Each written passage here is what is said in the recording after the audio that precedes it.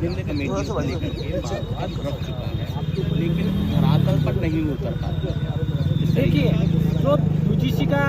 2012 का जो एक्ट था उसका ये पुनरावृत्ति है, क्योंकि आज से ठीक 10 साल पहले रोहित वेमुला सुसाइड जो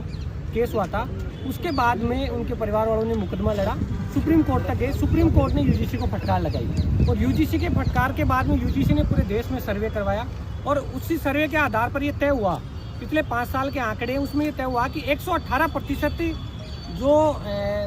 चीज़ें एससी, एसटी, महिला, विकलांग या आर्थिक रूप से कमज़ोर जो तबका है, उन लोगों के साथ में भेदभाव ज़्यादा हुआ है। चाहे आप पायल तडवी का मुकदमा देख लो, चाहे रोहित वेमुला का मामला देख लो, चाहे सोलंकी का मामला देख लो, इन लोगों ने सुसाइड किया और वो एक प्रताड़ना के कारण सुसाइड किया और इस बात को यूजीसी ने सुप्रीम कोर्ट में सबमिट करवाया। सुप्रीम कोर्ट ने सरकार को डायरेक्शन दिया, उसके बाद में कमेटी का गठन हुआ और दिग्विजय सिंह जी जो माननीय सांसद है उनकी नेतृत्व में कमेटी का गठन हुआ और कमेटी ने एक रिकमेंडेशन संसद में भी दी है और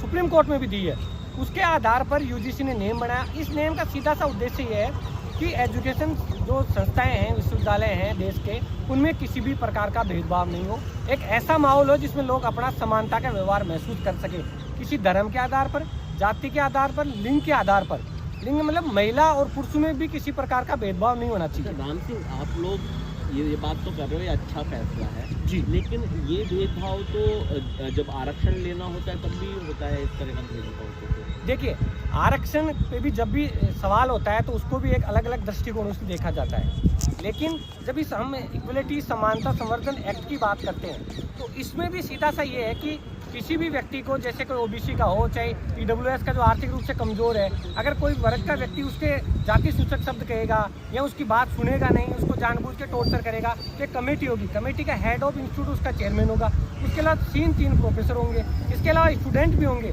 एक शिक्षाविद भी होगा, इस प्रकार की पूरी कमेटी होगी तो वो कमेटी निर्णय करेगी। लेकिन कहीं अगर कोई कमी है तो उस चीज़ का सुधार का सुझाव देना चाहिए। इसकी बदौलत ये नहीं कि भाई विरोध करना चाहिए। बहुत ही अच्छी बात है कि इस प्रकार के भेदभाव हो रहे हैं और मिटेंगे। इस देश की मूल भावना जाती है, इसे चाहे हम पर्दे के पीछे स्वीकार करें या नहीं करें, हम पढ़े लिखे लोग हैं तो इस बात को स्वीकार करना चाहिए कि किसी भी व्यक्ति के साथ में, चाहे वो किसी भी जाति का हो, उसके साथ भेदभाव नहीं होना चाहिए। इसके समर्थन में हम साक्षरता जो हस्ताक्षर अभियान चला रहे हैं, उसकी मुहिम पूरे देश में चल रही है। कोई कमी है, फिर से मैं रिपीट कर रहा हूँ कि अगर किसी भी प्रकार की इस रेगुलेशन में कमी है तो उस पर चर्चा करनी चाहिए, न कि इस रेगुलेशन एक्ट की 90% अच्छाइयों की आपको आप दरकिनार करके जो कुछ कमियां हैं उनको आप हाईलाइट करके एक इस प्रकार का बाउंडर खड़ा किया जा रहा है जो कहीं ना कहीं गलत है। आपका नाम बोलिए। डॉक्टर राम सिंह सामुदा, पूर्व सूत छात्र संघ के